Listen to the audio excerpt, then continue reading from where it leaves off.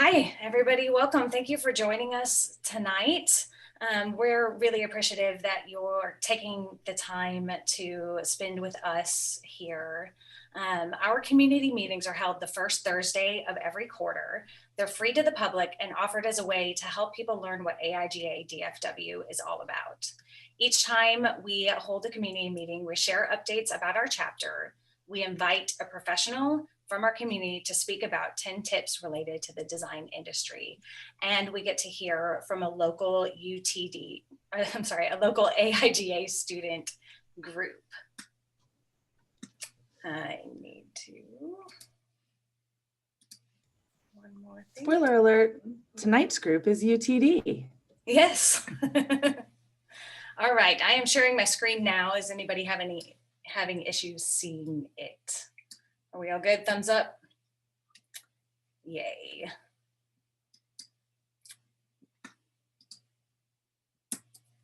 All right, the AIGA Code of Conduct. This is a quick reminder that any misconduct or harassment of any kind will not be tolerated. If you'd like more information about the Code of Conduct, May is going to drop this link for AIGA's Code of Conduct in the chat to everyone. Our shared purpose is to create a place where design thrives for everyone.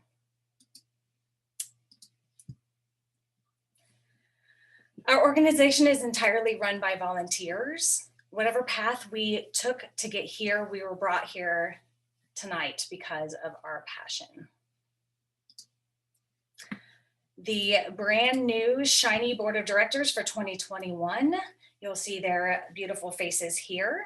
Feel free to reach out to anyone if you would like to learn more about their committees. And our advisory board is an amazing group of humans that provide counsel and support to our board of directors. They bring extensive experience and knowledge of the creative industry and help us learn and grow as we build this chapter. And we have a special thank you. Our volunteers, we cannot do this without you. Thank you for all that you do for this chapter. I'm going to now turn it over to Lauren O'Donnell, the chapter president. She's going to give you a little bit of information about some of our board members who are going to be rolling off this year and give a couple updates about the chapter. Yeah, howdy everybody. I'm Lauren O'Donnell. I'm the president of AIGA-DFW. I want to start here by giving a special thank you to Josue Olivas and John Sandrick. If you have been around AIGA at all for like a decade, you know both of their faces well. John has served almost every position on the board and was my predecessor as the president and was kind enough to stay on for 2 years as treasurer while we continued building a strong board. And Josue has also served just about every position. He's been our director of education, student groups. He's been the treasurer and is most recently rolling out of the director of programming position. They both had their last day on December 21st of 2020. And there is no way this chapter would have survived the last decade without the experience of these people who both gave about a decade to the chapter. I've had the privilege of working with both of them for 8 years now, and they will be greatly missed. Slide. I'd also like to give a special shout out to Christopher Allred, as each quarter we like to spotlight somebody who's kind of going above and beyond. And this time it's absolutely Chris. He was the magic genie that made the Deck 2020 all come together for us at the end. He has an amazing amount of experience in print, working with Big Box, Little Box. And he was able to collaborate with all of our partners for the project, from OK Paper and Blanks Printing. And this 2020 was a weird year. It was a really hard year to get the deck out. He was brand new and he made it happen. Also, when he first joined the board, we were kind of joking about the massive quantity of stuff that we have. And Chris just like dove in as his first project, went out there, rented a giant storage facility, filled it with shelves, and proceeded to just like, just one of those people that everybody should have on their team. He's also the newest AIGA DFW treasurer. He just joined us January 1st. His term began, and we're so excited to have him officially locked down into a couple of years of service with us. So Chris, we have an Amazon gift card on its way to you in the mail as a way of saying thank you. You've been an amazing volunteer, and we're excited to have you as a continued part of our team. Slide. There's also going to be a few updates from the board that I would like to share with you this evening. So the first one is regarding our communications team. We always like to highlight one thing during our community meetings that's a place where you can get involved and help. And this is a team that, as we've been transitioning, is currently at a place where we could still use a little extra help. We're looking for people to help us with things like developing newsletters, posting on Instagram, maintaining the website, like Twitter. There's so many things, basically all these icons that keep popping up at you that happen right underneath our communications department. It is a great and large team of people. It's an easy way to get involved with AIGA. And if you would be interested in finding out what it's like to volunteer a couple hours a week to help our organization, be properly represented across all of our channels, then I'd love to talk to you. You can email volunteers or volunteer at aigadfw.org, and we'll chat with you about it. And then every quarter, we also like to share our treasury update. This is the meeting part of the meeting. We get it out of the way at the beginning. So we always share our treasury update. This time, we've had a total revenue of $2,076.63 with expenses of $1,610.92.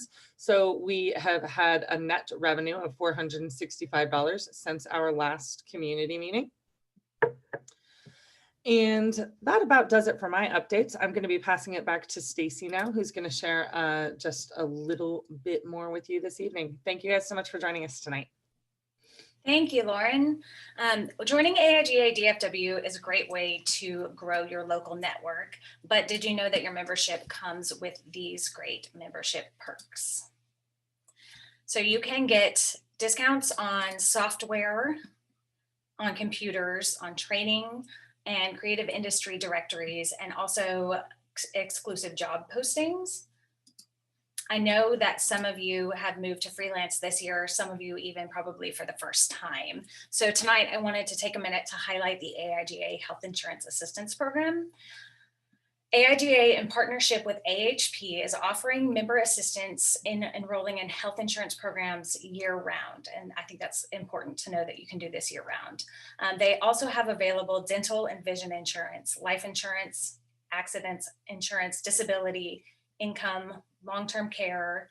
And if you would like to learn any more about it, May is going to drop the link so that you can read up on the Health Insurance Assistance Program. They also have a 1-800 number that you can call. And a reminder that AIGA is here for you. They're committed to our community. Whether you're a job seeker, a student, an educator, or a business owner, there is a channel for you. We have some shiny new events that we created just for you. We have some things planned this season, and we'd love to see your Zoom face again in the near future and your real face attached to a body, of course, in the not too distant future. Currently, our program is being held virtually, but we're working to get together again as soon as it's safe. So the first event we wanted to tell you about is virtual mentor matchmaking. I've seen in the window, there's a few people here who are planning to be mentors. And I bet that there are some people tonight that are looking for some guidance as you start down your path in your creative career. So mentor matchmaking is the event for you. It aims to pair experienced professionals with emerging creatives and help guide you on your path. Space is very limited for this event. So if you're interested, I encourage you to go to the events page on aigadfw.org. I believe we're going to drop a link for this event sign up here. And please save the dates for our following events. In January, we have the student group retreat. In February, we have the creative direction and design management panel. And in March, we have 2 events. We have UX Topics Roundtable and an Educators Symposium. So I'm going to stay on this slide for just a minute in case you guys need to write down or take a screenshot of some of our upcoming events.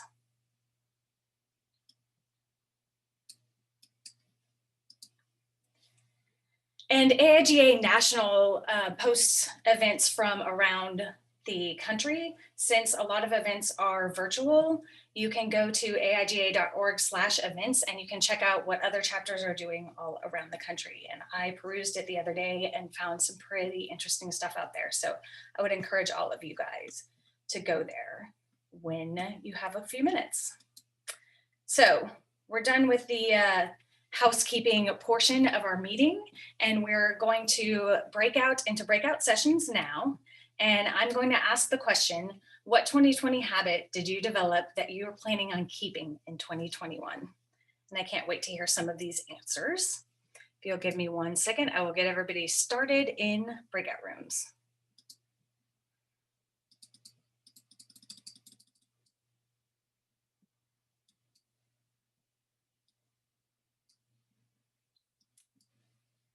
And I will post the question.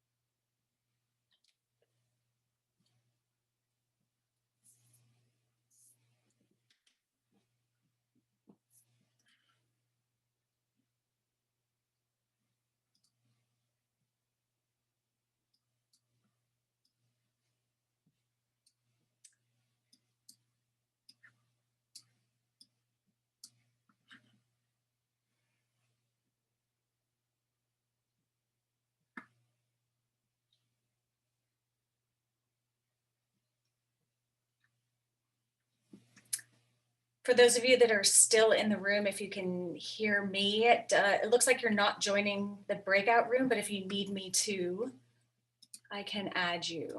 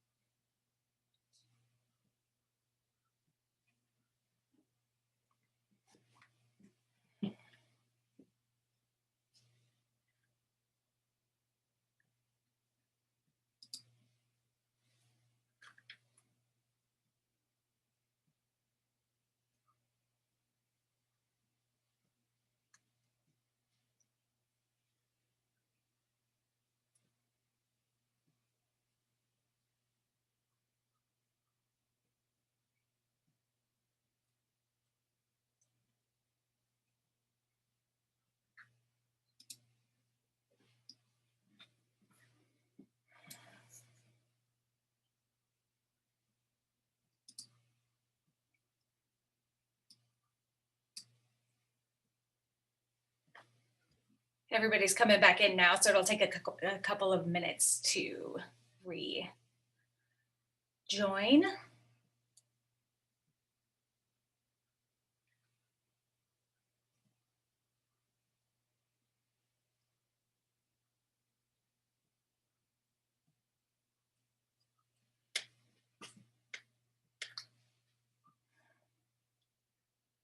It always makes me happy to see the little faces populate in.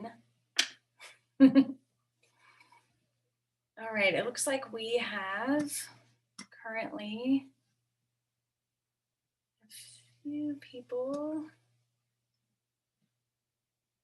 that we're waiting for. All right, I think that's most everybody back in. Hi, I hope that you got a chance to maybe meet somebody new. Without further ado, I would like to get started on our programming for the rest of the evening. Just a little note, May will be monitoring the chat during our presentation this evening. And if you have a question for one of our presenters, feel free to type it into the chat box to everyone, and we'll try and catch as many of the questions as we can. We'll have a Q&A that will follow each presentation. So hecklers, you can stay quiet this time. Our presenters tonight, I'm pleased to present the UTD Student Chapter President from 2020 and new incoming President from 2021, Eduardo Garcia and Twinkle Shaw.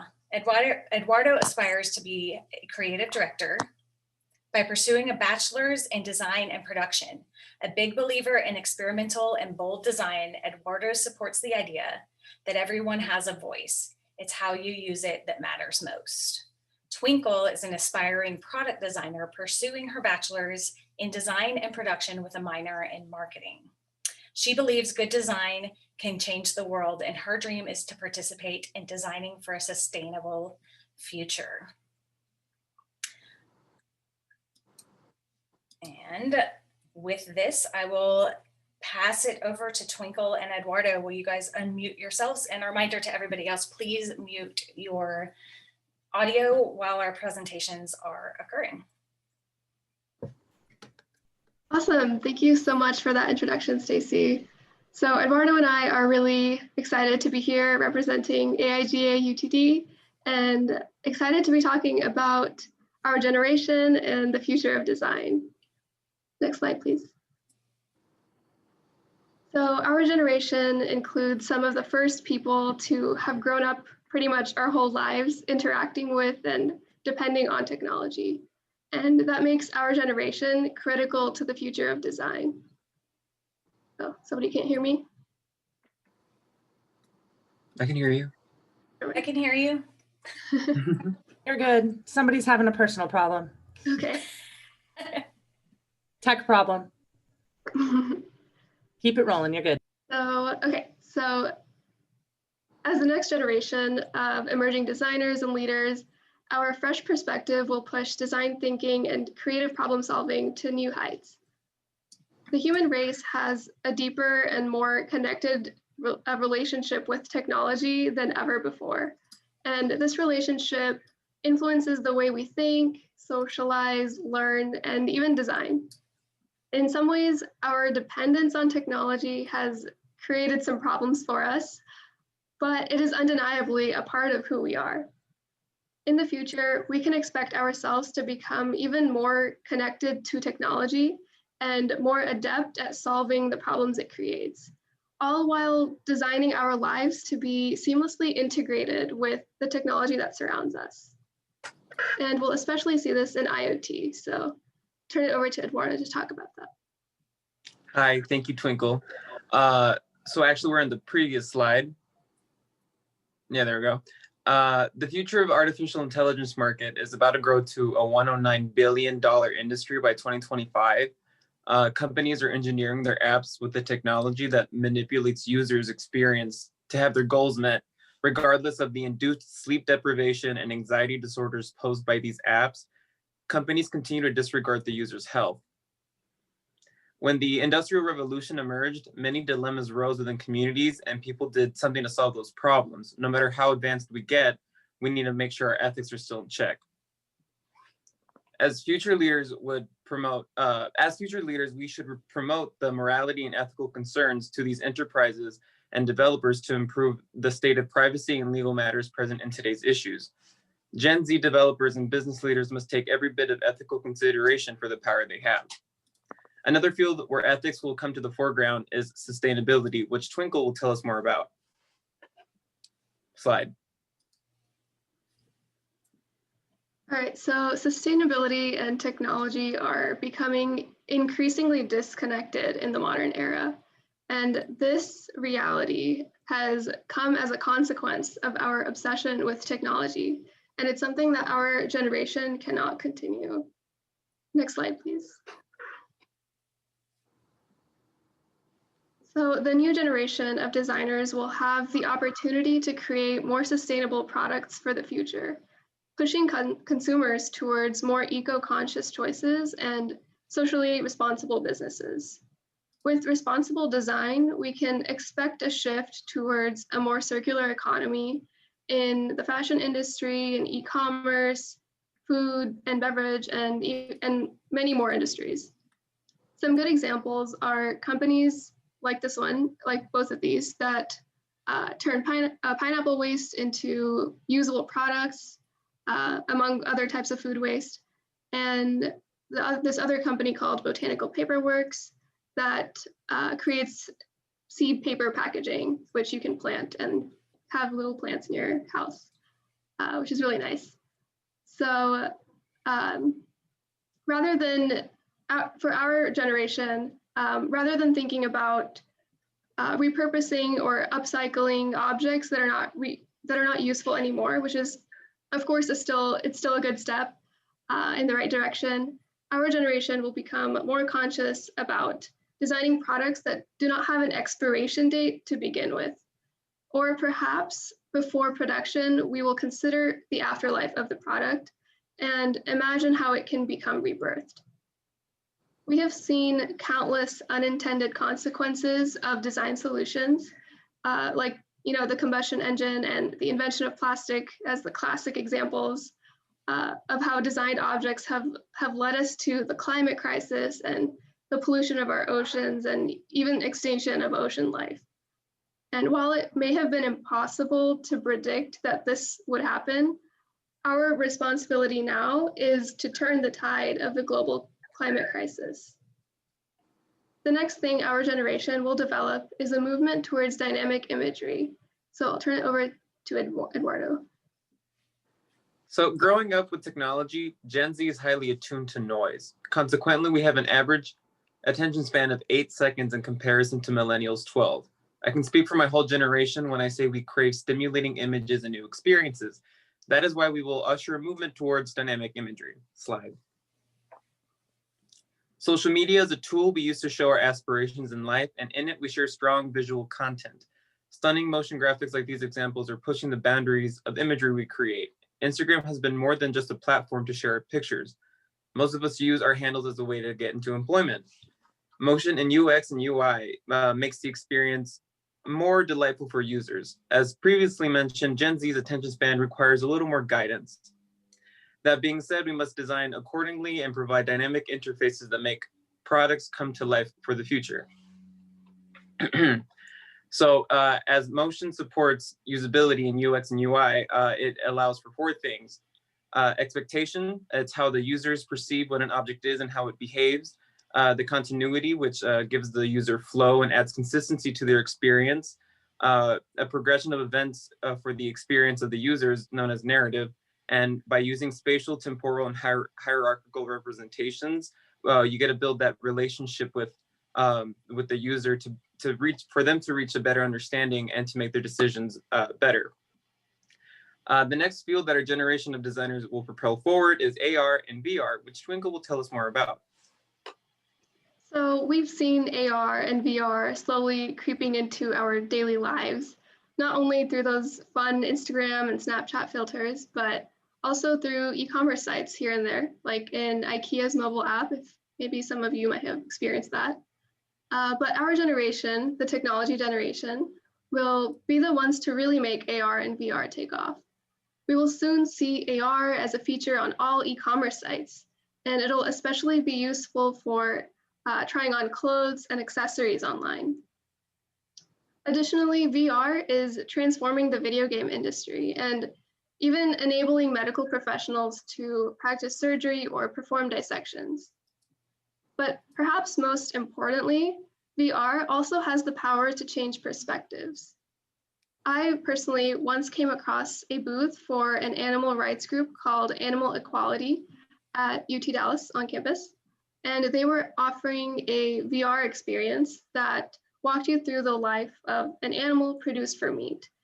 And VR really allowed me to empathize with the animals on a completely new level, as if I was really there. And for me, it was just an eye-opening experience. So imagine how a well-designed AR or VR experience could maybe expose the harsh realities of refugee camps or underprivileged neighborhoods and offer a realistic perspective in a digital world filled with apathetic people. Speaking of different perspectives, the next key thing that our generation will develop in the design field is the understanding of people with different backgrounds. Yes, so a large number of people in a group doesn't always mean there is an increased exchange of ideas. In that group, however, there are a variety of different perspectives. Gen Z is known to be born after 1996 and has the most diverse generation, with 48% of us being non-white. Diversity and inclusion mean more to us than just racial and ethnic identities, though. We expect workplaces, recruiters, and employers to reflect these inclusive values.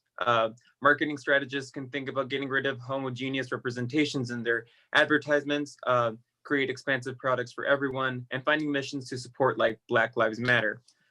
Many institutions, such as our university, have started to ask us what our preferred gender pronouns are. That's fairly, new. Now I'll pass it to Twinkle one last time to wrap us up. Thanks. So IoT, sustainability, dynamic imagery, AR and VR, and diversity and inclusion are the 5 key fields where the future of design has the power to change the world. And our generation is ready to take on the challenge. If the talent and passion of our generation is harnessed effectively, a fresh perspective on design could play a key role in the climate crisis, personal health, social relationships, digital interaction, and social equity. Additionally, in this day and age, there's a greater understanding and business value placed on design, and that will give our generation a really welcoming space to revolutionize the future. Organizations like AIGA play an important role in the futures of young designers like us across the country. So we want to give a huge thank you to AIGA-DFW for the opportunity to speak to y'all today. And we will see you in the future of design. Thank you. Thank you. Yay. So I have a question for you, Twinkle. When you saw the VR presentation about animals, did it spur you to make any changes in your day-to-day life? That's a good question. So actually, I have been brought up as a vegetarian religiously, and I had always had an interest in going vegan. And I think that presentation, the VR experience really did change and sort of propel me forward into that direction of going vegan. I have to say I'm not completely vegan right now, but definitely those images are still in my mind, even though this was probably a year and a half ago or something. So yeah, it's definitely still in my heart to try to go vegan. Does anybody else have any questions for Eduardo and Twinkle? And May, will you turn your mute off? And if you had any questions that you saw in the chat as we were going, I'd love to have you read those out for us now. Sure. I didn't see any questions. I haven't seen questions yet, but I did have a similar question for Twinkle. So I really liked your story about your VR experience on generating empathy. Are there any programs that you would recommend for learning AR and VR for those who are interested? I'm really not too familiar with those programs that they use to generate that. It may be if it's really more of a videography type of thing, because that's really what that was. It must be more of rather than like creating something like in 3D, it would, at least, well, I guess there's two ways you could do it. You could do it like completely fabricated, or the, capturing of reality through videography. So that's all I really know about it, but yeah. There's also like Adobe Aero. You can do some sort of augmented reality on that program. Yeah, I've seen some Adobe Max conference videos, and it looks really awesome. Mm-hmm. Also want to throw in there as well, if anybody wants to play with AR, Facebook brought out a program that's free called Spark AR that you can download that has a very extensive tutorial library to play around with Instagram and Facebook effects. So if you want to do cool effects with like things around your neck or on your head or whatever, it's a free program you can download, and they have a very good tutorial library for anybody to access with a Facebook account. Cool. Thanks for sharing that. Mm-hmm. Yes, thank you. I do have one question coming in from the chat. I'll keep it anonymous. So for someone who's new to this group and to the field as a career changer, would attending this networking event benefit a novice? And this can be open to everyone. I'm going to say yes. Yeah, I'm going to say yes too. Director. We may be coming from the inside, but I'd love to hear from somebody who's attended a few events, maybe something that you got out of it. Not to put you on the spot or anything.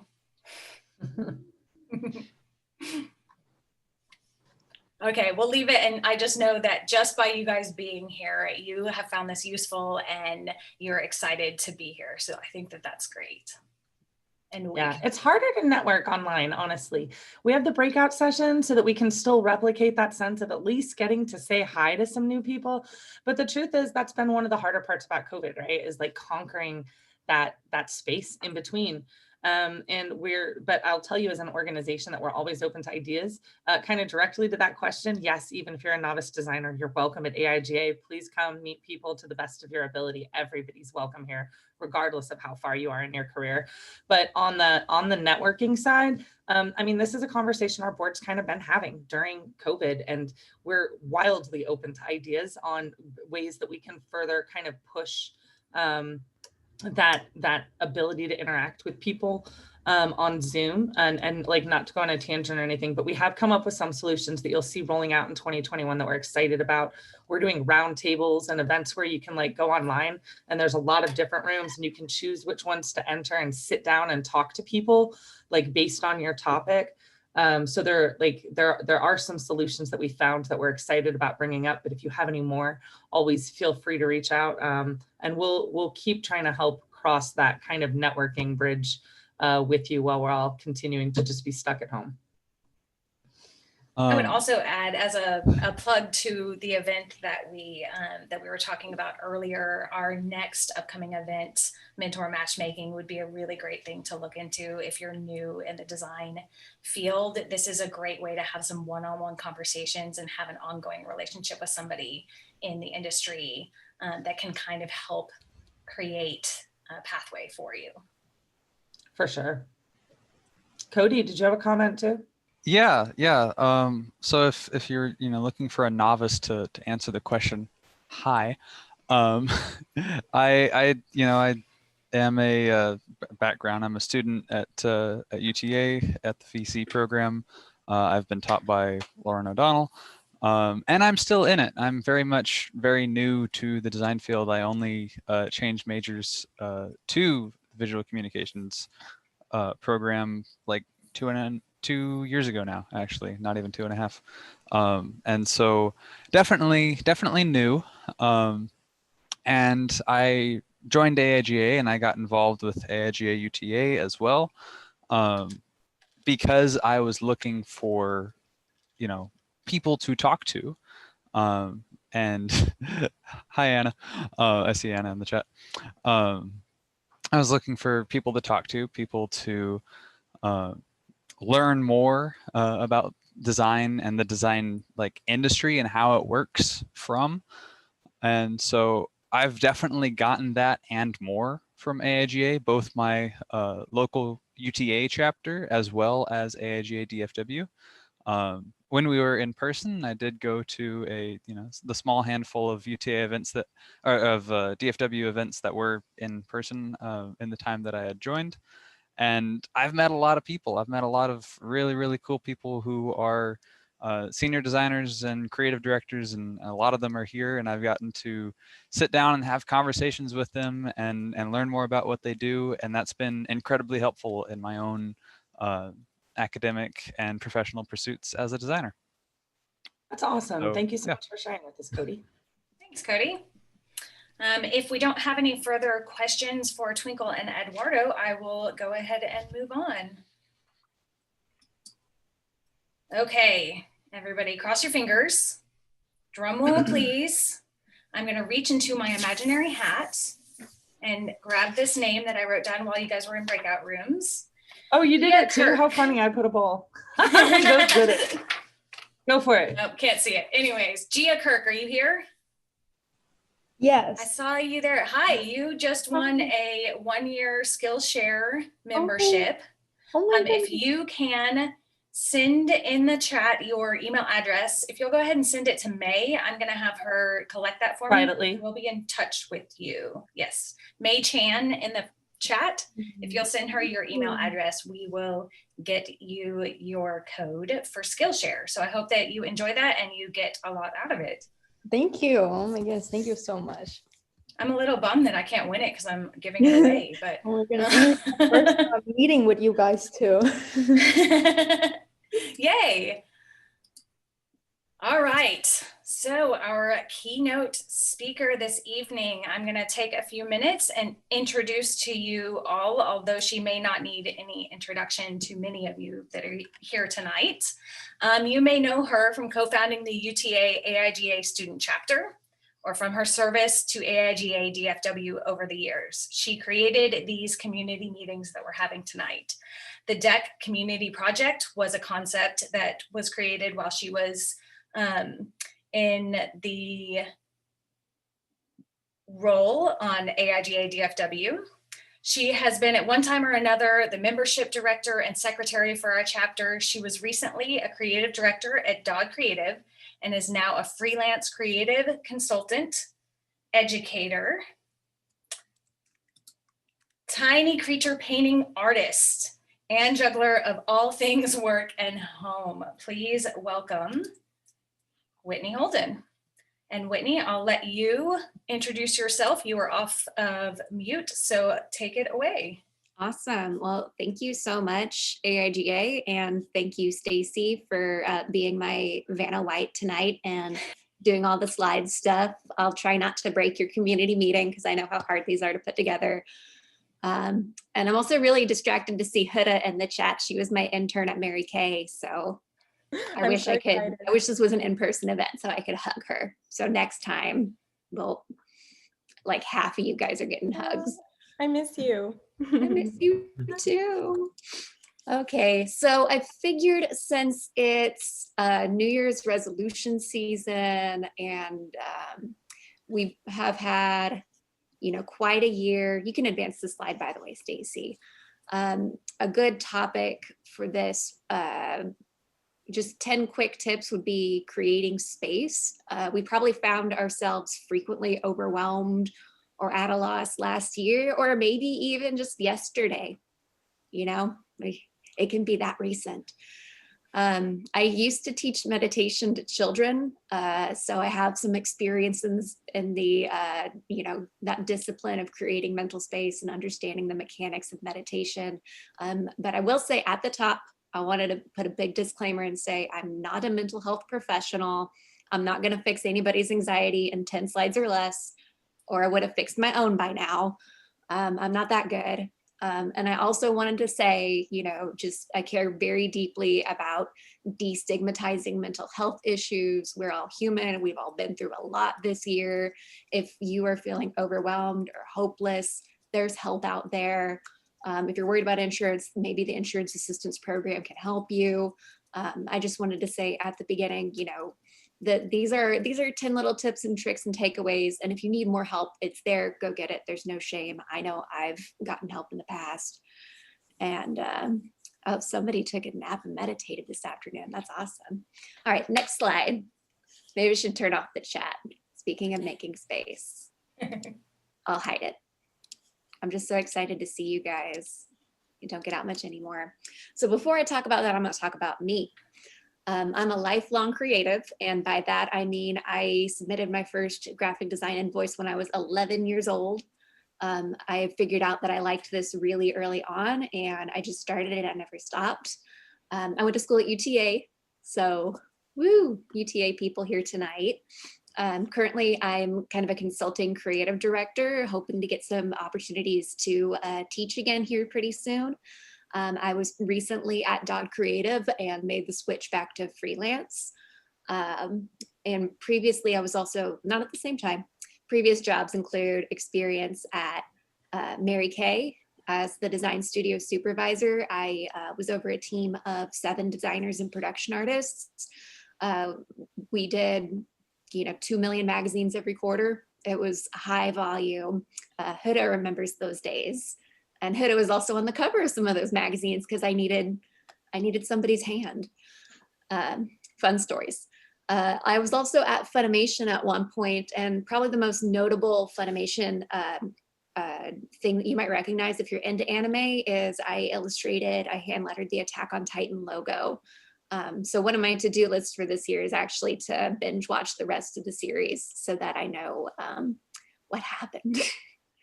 I'm also AIGA DFW board alumni. I wouldn't be here. I wouldn't be giving a talk. I wouldn't have any of these cool things in my resume if it wasn't for AIGA. So I'm sorry I put you guys like almost the last bullet point, but I really, the AIGA is the foundation of my success for sure. I was also one of Add2 Dallas's 32 under 32 in 2018, and I'm still somehow 32, even though it feels like I aged 10 years last year. Next slide. But I'm also a mom. I have a 6-year-old boy. I'm hopefully still have friends after this year. I'm a wife, I'm a watercolorist. I like to call myself a Renaissance woman because I am constantly dabbling in everything, and I try not to limit myself. I'm also a Cretaceous tooth fairy, and anybody who's friends with me on Facebook knows that I like to go fossil hunting, and I have a massive collection of Cretaceous shark teeth that are just like sitting on my desk to keep me entertained. See, there we go. Yep, Steve knows. I'm an avid book clubber. I used to be in 3 different book clubs until we can't meet in person anymore. I'm the world's okayest yogi. Still try to practice every day, and good enough is good enough. I love karaoke, and I wanted to come back. I'm a former meditation teacher, and I'm a design mentor, and I actually still stay in touch with my mentors from the last mentor matchmaking, and I'm going to be mentoring at the upcoming mentor matchmaking. So just keep that in mind. But you can see this list is running off the page, and it doesn't even begin to list everything that I'm responsible for and accountable for. It feels like a lot. Next slide, please. So I need space. I need it to survive. I needed to not just be all those things, but to take care of myself too. Next. And my big lesson from last year is that space equals survival. We need space within ourselves to process and recover. We also need space to re-energize ourselves, to fight back, to do some good in the world. I think, space is that springboard for action. That's extremely important. Next slide, please. So it was very difficult to break this down into 10 steps because it's, your mental space is highly personal, but I'm going to try my best to share what worked for me. So begin within. The first step to making mental space is to take inventory of what's going on in there. Take note of your shoulds, but I do have a warning for you about shoulds later. Next slide, please. Mindfulness practices like meditation and yoga can help you retrain your brain. Using mindfulness can help you sort through all of that mental clutter. And mindfulness can help you stay in the moment and calm that just firestorm of thoughts and feelings and de-stress. You're retraining your brain, you're calming down your parasympathetic nervous system. There's a lot that happens at a chemical level when you do something like meditate or do yoga. The two apps that I would recommend if you're curious at all about meditation or yoga or both are Calm, which is a paid guided meditation app. Although there's lots of YouTube videos that have guided meditations if you want to try them out. There's really no wrong way to do it. And you're pretty much guaranteed to feel like you're doing it wrong because it's much easier said than done. Meditation is a very difficult thing to stick to. And I love this other app called Down Dog. It's actually free until February. I use it every day, sometimes twice. And some days my yoga practice is, I'm just gonna lay on the floor for 20 minutes and breathe.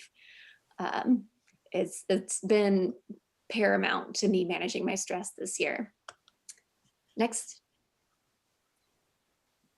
So find your why. So what's your big picture? What keeps you moving forward? Another way to think about it is, what are your values? What do you stand for? What's important to you? If you have a strong why, you can withstand any how. And it sounds cliche, and it is cliche, I'll admit it, but my why is my son. So I had to make some very difficult changes in my life to be more present physically as a mother. But I know 20, 30, 40 years from now, I'm going to feel very strongly, just as strongly as I did today, that I'm making the right decisions for myself and my family. Next slide, please. I highly recommend this amazing book called Man's Search for Meaning by Viktor Frankl. It's a difficult read. It's a heavy read. He's a Holocaust survivor and a psychiatrist. He lived through hell. And he developed a method of therapy that's centered around perseverance and striving for meaning. And I just picked this quote from the book because I thought that it was really empowering and impactful. And I'm going to break my rule of not reading slides because I feel like it should be read. We should pause on this. So ultimately, a man should not ask what the meaning of his life is, but rather he must recognize that it is he who is asked. In a word, each man is questioned by life, and he can only answer to life by answering for his own life. To life, he can only respond by being responsible. I love that quote. And some of the AIGA folks that we were kind of doing a dry run with know this already, but I read that quote and I've immediately signed up to be in a vaccine trial because I wanted to do something. I wanted to take action. I wanted to take some responsibility and do something about the current situation. Next slide, please. So it's also an issue of perception, feeling like you don't have enough mental space. Time is measured objectively, but experienced subjectively. And a really common thing that we tell ourselves, story that we tell ourselves is, I don't have enough time for this.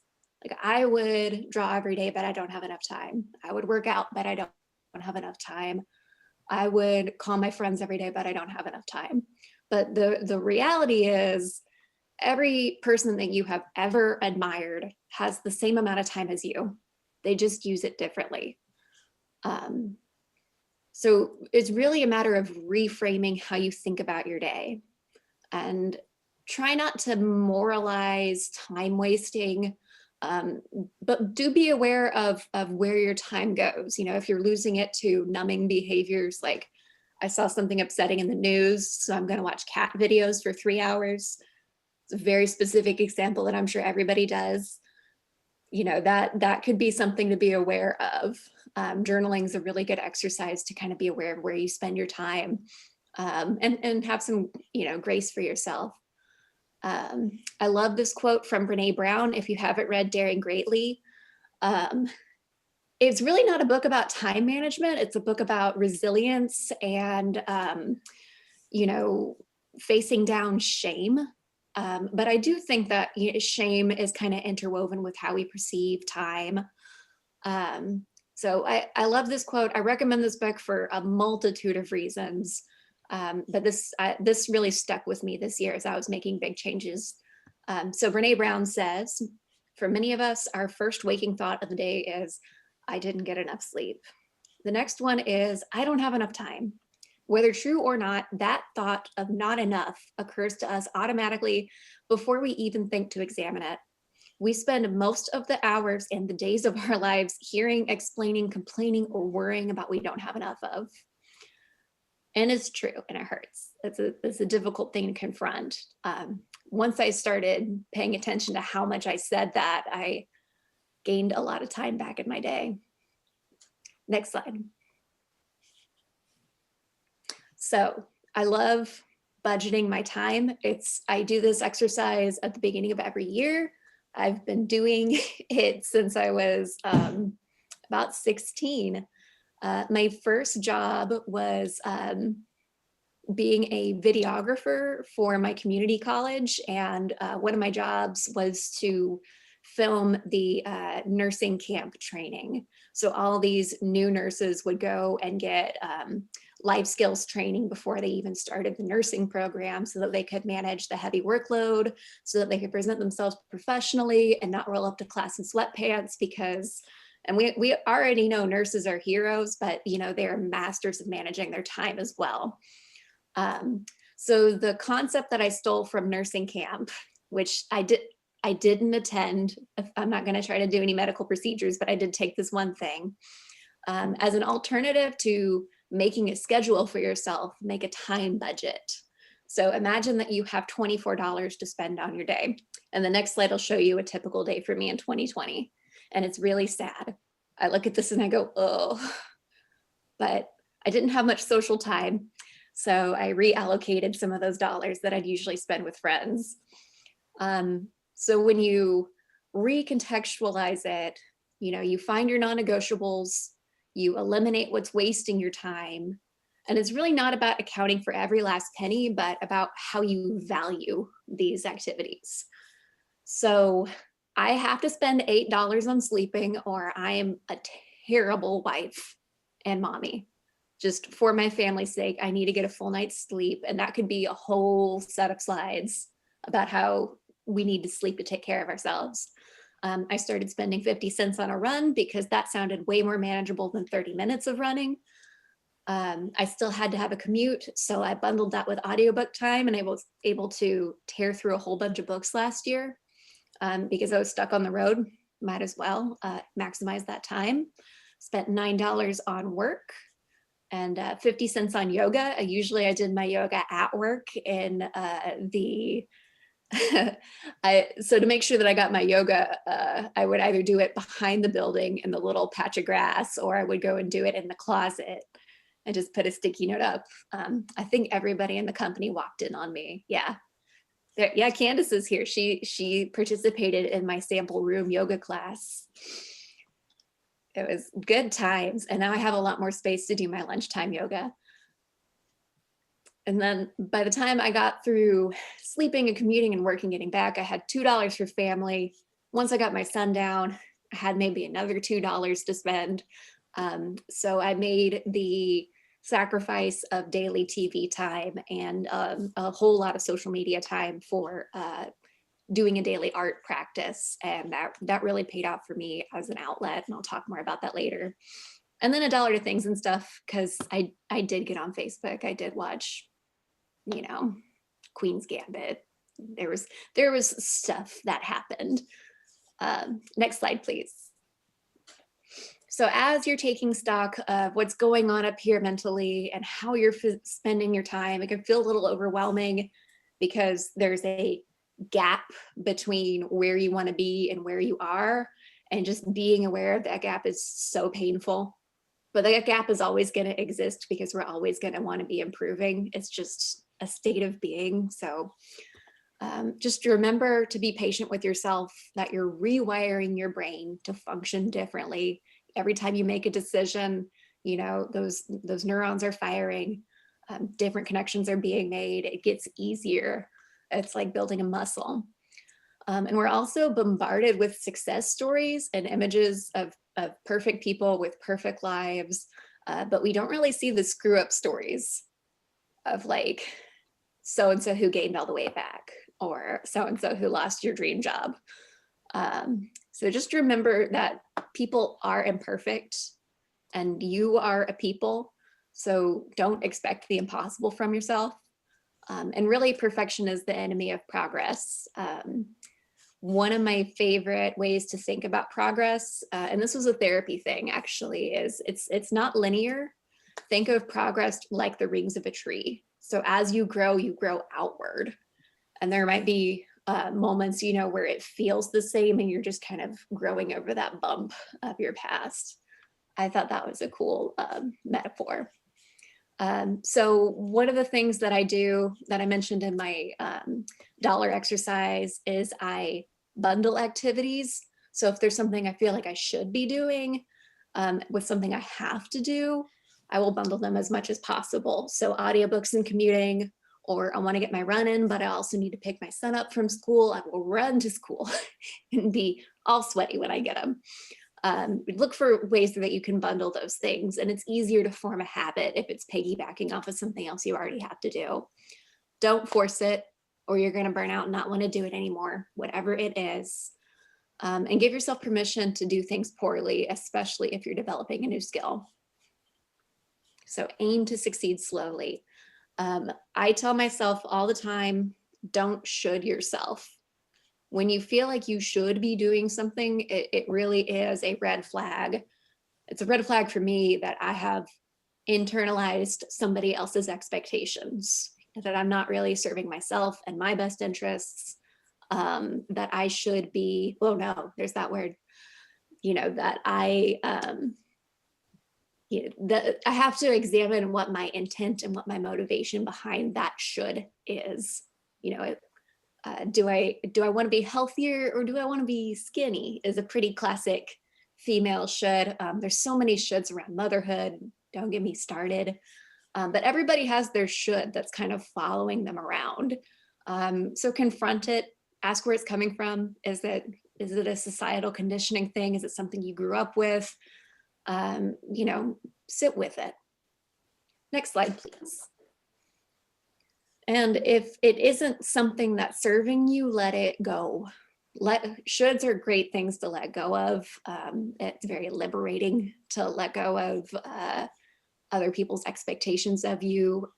And it's really important, I think, especially now, to be flexible with what success looks like. So to be all Brene Brown and vulnerable about it, letting go of that creative director title was a very difficult decision for me to make. I loved what I did. I loved my team. But because of the pandemic, because childcare and daycare and school were unreliable, I made the decision to go full-time freelance so that I could better balance my work and home life. So, you know, some of these, your definition of success should be highly personal. It should align with your values, not what society or other people are telling you is success. And give yourself permission to fail. It's really a failure if you didn't learn something. And if you're hesitant to let go of something or quit, just take a break from it for a little while. See if you miss it, or did they miss you? You could be quitting people. You know, take stock of what is draining your time and energy. Next slide, please. So Marie Kondo is the queen of letting go of things. Well, Elsa's the queen of letting go of things, but Marie Kondo can also be queen. The best way to find out what we need is getting rid of what we don't. So very applicable quote here. Next slide. So setting boundaries, and I can improve in this one. This is a work in progress for me, but having clear boundaries keeps your mental space from being a moving target. Don't give other people the power to determine your priorities and values. So what's important to you? Do what's important.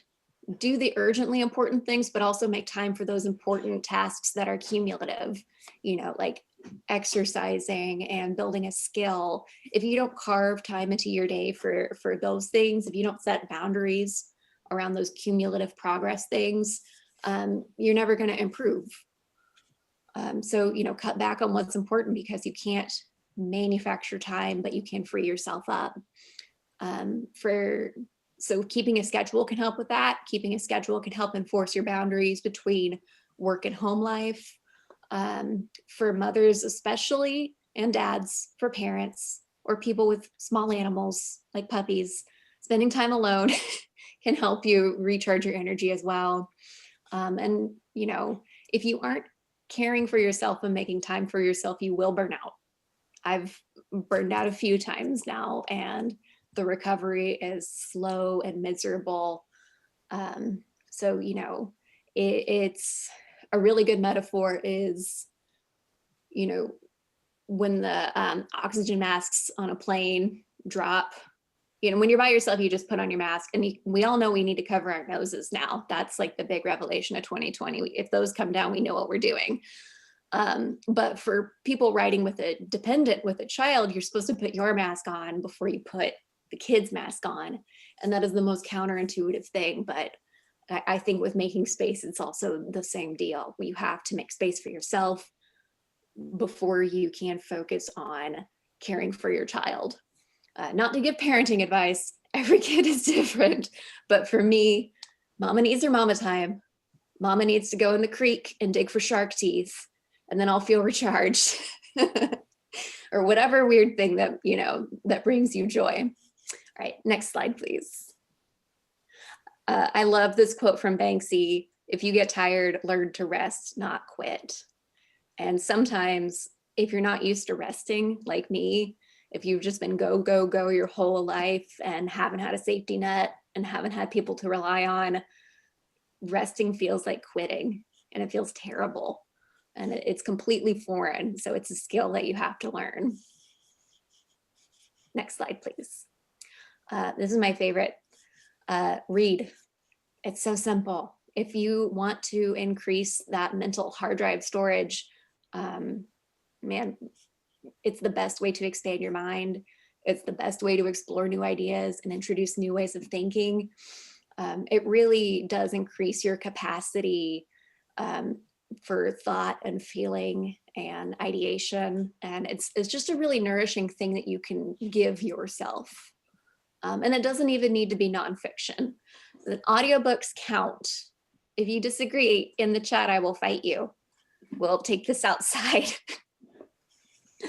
And also a quick tip about audiobooks. If you don't want Audible or can't afford it right now, you can get free audiobooks from your library. And just use your library card, go to your library website. I'm sure there's some kind of, I forget what mine is using, but yeah, public library. So these are some mind expanding books that I read this year that I highly recommend. So I've already talked about Daring Greatly and Man's Search for Meaning.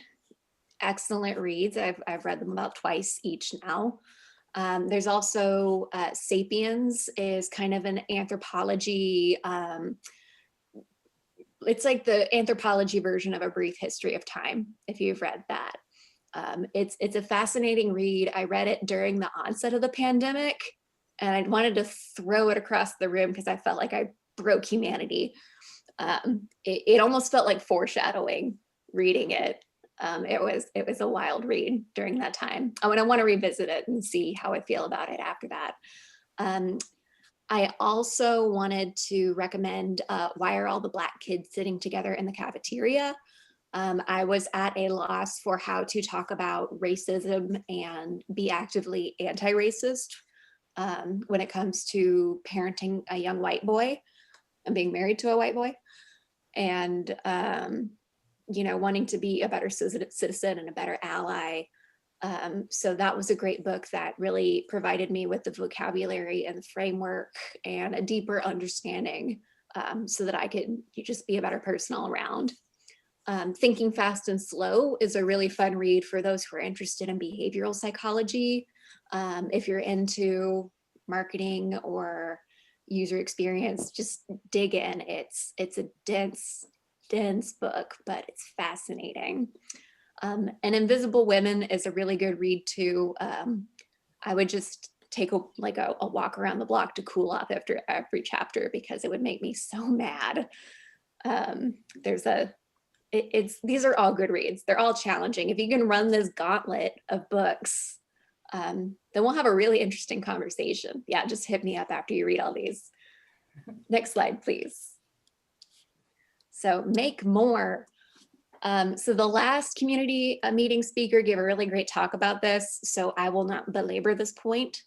Art really became my lifeline. I mean, it was before, but it especially is now. It's a healthy outlet. It increases your capacity. It really is, you know, I think any act of creation during this time is, it's needed and it's necessary and it's essential. And we have this special gift that we can just, you know, put a little bit more positivity out into the world with our skills. Next slide, please. So another Brene Brown quote. Can you tell that I love her? So she says, art has the power to render sorrow beautiful, make loneliness a shared experience, and transform despair into hope. Which is, I don't think any of that is really present in my bird paintings, but you know, it's an act of love, it's an act of positivity, it's an act of creation. When I do it, I'm discharging some of that stress, and that's enough for me. I'm really happy with that. But you know, everybody that's in this meeting tonight has some artistic inclination, and especially when we get together and do something amazing like the deck, you know, we're stronger together, especially as creatives. Next slide, please. Which leads me to my next point. Reach out. Don't go it alone. Share the load. I wouldn't be where I am without my family and friends. I wouldn't have known any success without AIGADFW, you know, making those connections, building that foundation of my career. And it's really important to step outside of yourself and recognize that you're part of a greater whole. You know, we're not, this rugged American individualism thing has got to, we gotta band together, guys. Volunteering really made me who I am today. And research has also shown that volunteering just a few hours a month has a measurable impact on your health. It can lower your blood pressure. It can reduce feelings of anxiety and depression. It's a great thing that you can do. And I would be remiss not to end this talk without, you know, a call to action to, you know, if you're interested in volunteering with AIGA, go do that. That's awesome. If you want to be, if you have something that's bothering you that you want to go and help, you know, just now is the time. There's no perfect time to take action and reach out. And in my experience, every ounce of energy and love that I have put into my community has come back tenfold. So I've been very fortunate. Next slide. So let's be buddies. I'm not going to tell you to reach out and then not tell you how to get me. Here's my Instagram. You can also connect with me on LinkedIn, and I'll be at Mentor Matchmaking next month if anybody wants to book me for a conversation. I have separate websites for my art and my website, my design portfolio. And that's me. Thank you, guys. And thank you, AIGA. Yay. Oh my gosh, there's 51 comments. I'm having an anxiety attack. You do not need to read through all of them. We have somebody assigned to do some of that. I just want to say a big thank you. I know you put a lot of work into this and a lot of heart into creating this presentation for us today. I do know there were lots and lots of comments. Were there any questions, May, that we wanted to start off with asking? I didn't see any questions, but there were lots of comments that I can highlight. There were just so many great takeaways and gems, and everyone was firing away and agreeing with everything. I can read off some. Brett says, looking at it this week, I realized how cheap exercise is. I thought that one was good. A lot of people agreed about Queen's Gambit, which I also loved. It's the only show that I've watched in the past 3 months. I was hooked. Yeah, it's so good. Anna Ponce, I don't know if I'm saying the last name right, says, seeing hours as a monetary value is such a clever concept. The value of time. I will be taking a page on this. It's a good exercise. I didn't invent it. I stole it from nurses. and we're all going to steal it from you. Feel it And just to forward. jump in real quick, everybody, we posted all of Whitney's contact information that she had on her last slide into the chat. If you need it and you didn't get it, just send me a private message and I'll make sure that I get it over to you. And a few others. Linda says, another great takeaway, progress is not linear. I love that tree ring analogy. Yeah, or concentric circles, or you're spiraling outward. It's a lovely mental image. Yeah, and Candace screenshot the book recommendations. And I have more. It was hard to narrow it down. And I try to switch nonfiction and fiction, or I get really confused. All the books. Do we need to start an AIGA book club? I had tried so many times when I was membership director. We'll connect offline. No. Okay. She did try. You do have a comment from Steve Lovelace. He says, have you read The Crossroads of Should and Must by Ella Luna? It's a really short read with awesome watercolor illustrations. What? No, that sounds like a Venn diagram of my interests right there. Exactly. Awesome. Steve, you got to send me a message. That's a solid one for sure. For sure. Whitney, I was will so you excited to, oh, sorry, what? No, that's okay. I was just going to ask, will you share with us maybe some times when you knew that you needed to make a change in, say, your trajectory or how you valued your time? And did you struggle with those decisions? Oh man, yeah, it's a constant battle. And I would be lying if I said I was always confident, but really the turning point for me was just like holding my 6-year-old and realizing that this has been going on for a sixth of his life, and that he needed stability, and he needed a rock, and he needed me.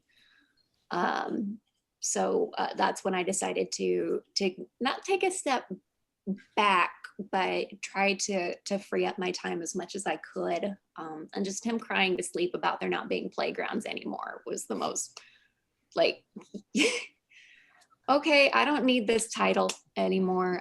We'll figure out insurance. Yeah, my poor baby. So does he share your love of shark teeth? I think I'm into it more than him now. Everyone's like, oh, you have such a smart little boy. And I'm like, yes, I am a smart little boy. It looks like we have another question coming in from Seiji. What are your thoughts on travel? Beneficial? Oh, absolutely. And the concept that I push back on the most, and I haven't been able to travel internationally, just budget has really been the biggest constraint for me. But you don't need to go far to travel and have an adventure. I'm constantly finding these really cool pockets of Texas where, you get a new perspective. Sometimes I just like to wake up really early and go outside and look at the sky. And that's, that's an adventure. I think that we let our daily experience happen too much inside of this little rectangle, whether it's our phone rectangle or our desk rectangle. Anytime we can step outside of that and change our environment is inspiring and beneficial and helps us grow. Definitely. I feel like going down the block is travel for me now. Yes. Or going to a different Target. Ooh. And if you get a chance, there are tons of warm thank yous and terrific jobs in the chat, in the 51 guys. Let's see. I don't know if anyone else has any other questions. I'm going to go ahead. Oh, go ahead. Can you tell us about your first invoice when you were 11? Oh my God. Okay, where do I start? So my dad is a planetarium director. So I had a totally average childhood. And I sold coloring books to the planetarium gift shop.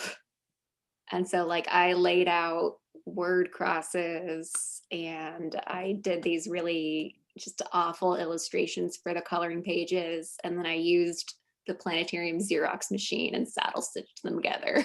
I made 100 of those.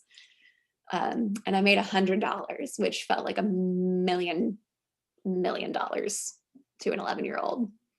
And then my mom taught me how to make an invoice. So I think the first feedback that I ever got on my design work was from my parents, and they were like, "Don't tell anybody how fast you are," which is good advice even to this day. Tip number 11. That is an awesome, cool first job. Yeah. A lot of people probably don't start making invoices until they're in their mid-20s. Yeah, well, I guess I don't even know if that was legal, honestly. I don't know how labor laws work. We won't tell anyone. Yeah, but I did, I branded every planetarium summer camp, and I designed all the posters for the shows, and then the Civil War Museum hired me. So I was like doing Civil War Museum tours and doing graphic design for them. So it was, yeah, it was a weird first foray into the industry. And then by the time I was going to college, I realized that I had a career. Oops. That's awesome. I'm going to open it up now to our open floor, which is a part of every community meeting that we do. So if you work at a business and you have open positions, if you need an introduction from one person in this meeting to another, if you're graduating from college and you're looking for opportunities, or if you have meetups, events that we need to know about, now is your time. You can unmute yourself, talk freely, or you can type in the chat and we'll try and monitor it. If you have any ideas for our chapter, whether it's for virtual events or ideas of things that you would like to see from our chapter, feel free to go ahead and voice them now. We love to get your feedback.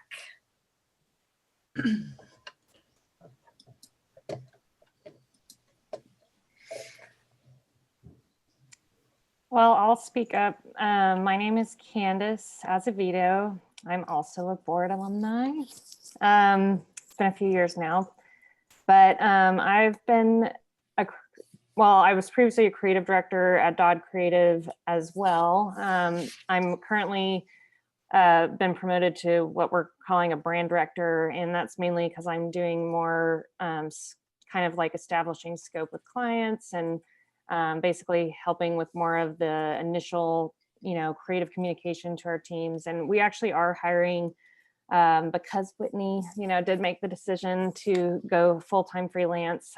So we definitely miss her very much, but she's actually doing some freelance for us anyway, because we do work with freelancers pretty regularly. But we are hiring, depending on experience, an ACD, CD to help fill the hole in our hearts, that she left. No, but we are hiring. So I could post that, maybe the job post to the chat perhaps is the easiest way to do it. Okay, great.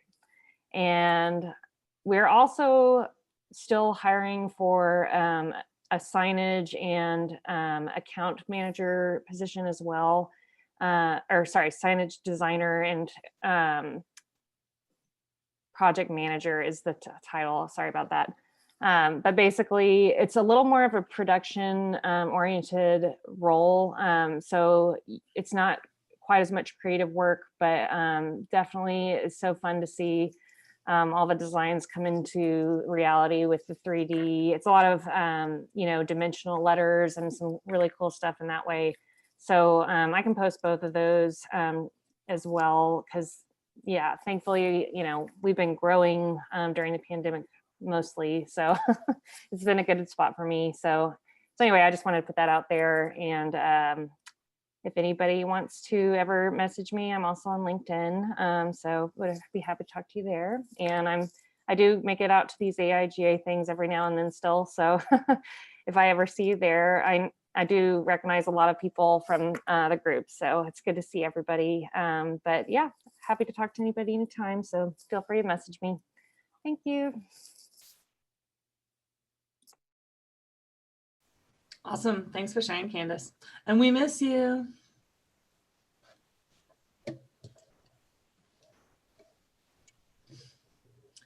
Does anybody else have something they might like to share? I guess I can go.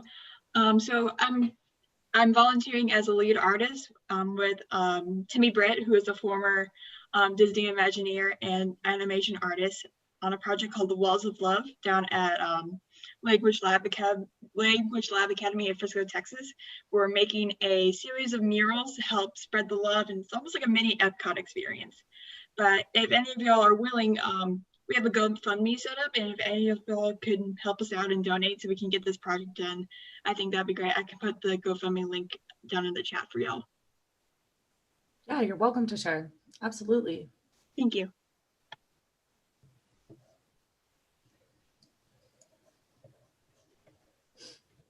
Anybody else have some shares for the group this evening? Are there any recent grads from UTA here? Maybe not. Saw one earlier, at least. Yeah. I'm sure there's more. I was gonna say, I'd be UTA just like published a website of like graduate showcase that's pretty impressive. I was gonna be like, man, if I was UTA. Daniel's here. There you go. Daniel, drop that link. Yeah. Anyway, since they weren't able to have a earlier. graduation ceremony in person, they made like a website of all of their like graduates with amazing work. Oh, there you go. He did. He posted it in the link. That's a pretty cool one. If anybody wants to peruse graduating seniors, go check it out. Those are my classmates and they're awesome. Go do it. That's great. Sure.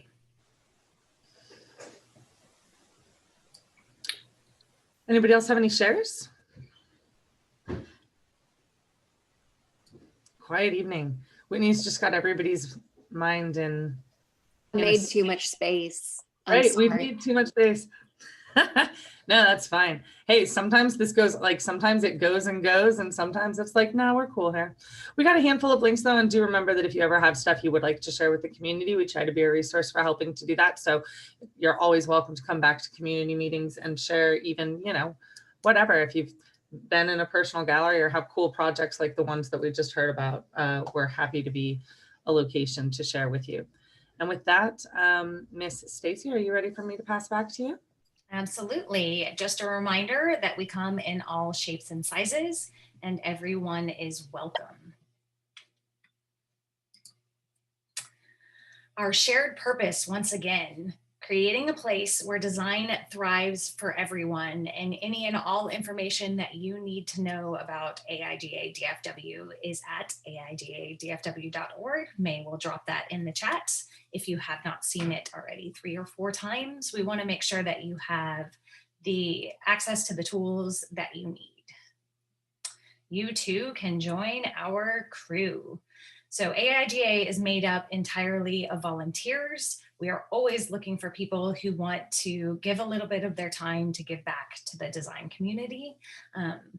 You can contact Lauren. You can go to the webpage under volunteer, I believe. There are many, many ways. You can just drop a chat in here if you think you might be interested in volunteering. Lauren can help guide you to a fit that would be good for you.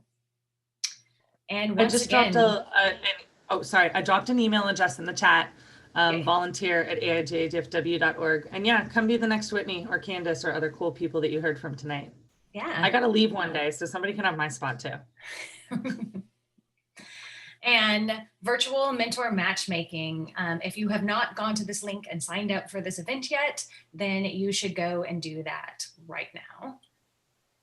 And thank you all. And at 7:59, we're going to say thank you and good night. I'm going to go back to that mentor matchmaking just so that you guys can see it. I'm trying to get my links together. Sorry, I'm so slow. Seiji just posted in the chat. Yeah, it looks like we accidentally missed one while we were, sorry, Seiji, we've got a lot of faces and we must not have seen the raised hand. But Seiji posted that UTA is accepting MFA graduate student applications right now, and that they have 1 or 2 seats that actually have some funding attached. So his email address is in the chat. If you're interested in the MFA graduate student program, that's a super excellent opportunity. You can email Seiji to talk about it. That's awesome, Seiji. Thank you for that. Angela, it looks like you have your hand raised too. Yeah, so I was just, whoa. It's okay. I will turn it down. Oh, it's okay. I was getting it set up while you guys were asking questions. You're good. So my question was just that, I'm trying to raise the video on. So I'm new here. I'm a freshman in UTD right now, and I was just wondering if we need to pay for a membership. I was a little confused when I got on your website. Is the member, like, do we have to pay to be a part of this? Anybody's allowed to attend. Yeah. Okay. We both said the same thing. Everybody's welcome at AIGA. Membership helps to support us and gives you a couple kickbacks. So when you're a member, you get any event that costs less than $20 for free, which is pretty cool. But like student membership starts at $50 for the year, which is also like hopefully like the most doable, lowest possible rate for students, and then goes up kind of like with different career levels. But yeah, if you hit AIGADFW.org and like towards the upper right corner, there's a join button that can give you more information.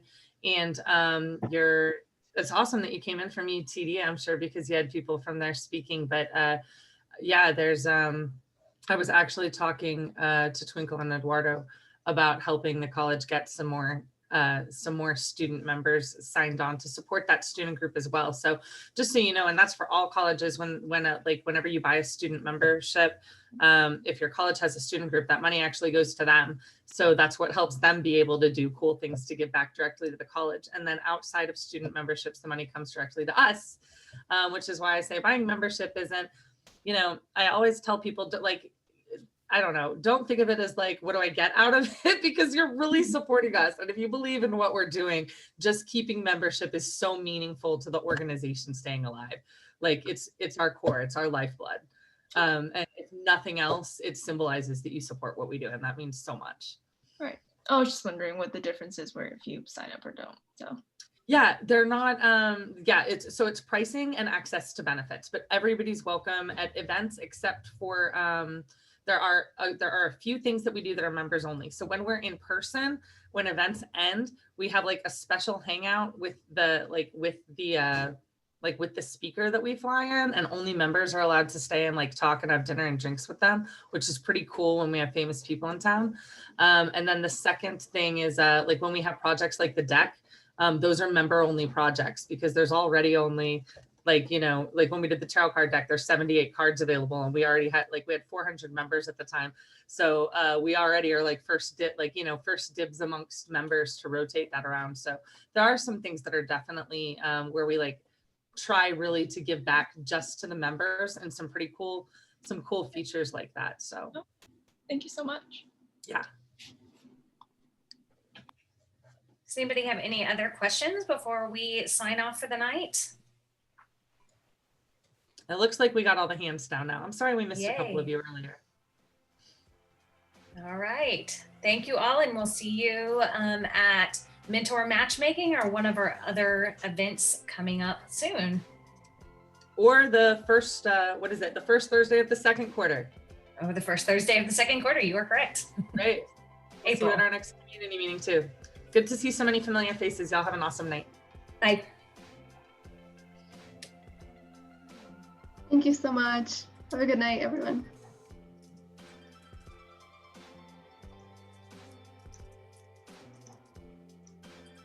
All right, we're down to just the AIGA crew. Awesome job, Stacy. Yay! Thank you guys for all of your help. I had a computer fall off towards the end, so hopefully it wasn't too obvious. But I just kept talking. It worked fine. Thank you. I appreciate that. I was like, what? I don't know if I ever got my mic to work. It did. We hear you now. It's working now. It works now because I plugged my microphone in. So well, that helps. I was in the breakout room. Did you have any questions you didn't get to ask? No, I was pretty good on that. But the breakout room, they kept trying to ask me questions, and I was like, sorry, technical malfunction. So. I feel like in this virtual world, we all have quite a bit of understanding for technical malfunctions. I would hope, yeah. It was good. That was very